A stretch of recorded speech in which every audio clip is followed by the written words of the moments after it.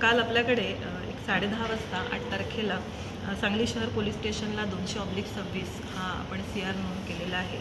याच्यामध्ये कलम 62 BNS 340 आणि 3(5) त्याचप्रमाणे आर्म ॲक्ट 3(4)25 आणि MB ॲक्ट 192 हे सेक्शन्स आहेत.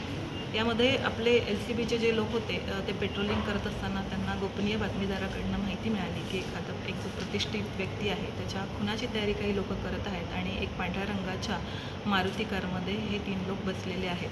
आणि त्यानुसार माहिती मिळाल्यानंतर आपल्या LCBची जी टीम आहे त्या LCBच्या टीमने त्या ठिकाणी जाऊन या 3 लोकांना ताब्यात घेतलेलं आहे. आणि त्यांच्याकडे विचारपूस करता असं समजलं की सांगली शहरामधले जे प्रतिष्ठित संजय भोकरे आहेत त्यांच्या खुनाची तयारी हे लोक करत होते. आणि या लोकांकडनं आपण जवळजवळ 2 देशी बनावटीचे पिस्तूल आणि 4 जिवंत काडतुसं, त्याचप्रमाणे एक मोठा चाकू आणि मारुती कार अशा प्रकारचं मुद्देमाल आपण जप्त केलेला आहे.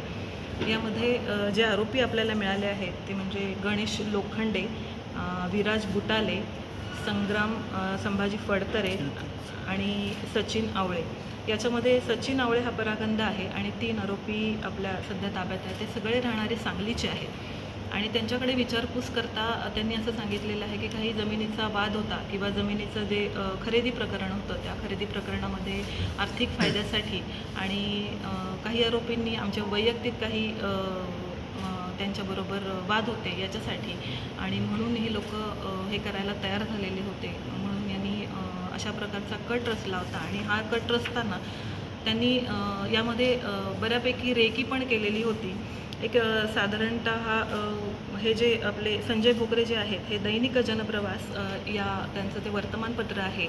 आणि या वर्तमानपत्राचं त्यांचं जे ऑफिस आहे या ठिकाणी दर शुक्रवारी संध्याकाळी जात असतात. आणि या संध्याकाळच्या जायच्या वेळेला या तिघांनी पण या प्रकरणामध्ये रेकी केलेली होती की आपल्याला साधारणतः ते येताना किंवा जाताना कशाप्रकारे जाता येईल आणि कशाप्रकारे आपल्याला यांना ठार मारण्याची जी योजना आहे ती अंमलात आणण्यात येईल. म्हणून यांनी जी रेकी केलेली होती त्या दृष्टिकोनातनं ते तयारीत होते की त्यांचा हा प्लॅन शुक्रवारी आपण जो करणार आहोत तो सक्सेस व्हावा.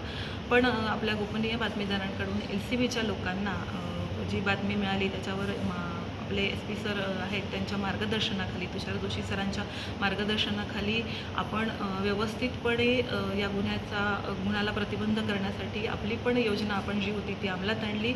आणि हे काही करू नये किंवा हे करताना आपण आरोपींना ताब्यात घेतलेलं आहे.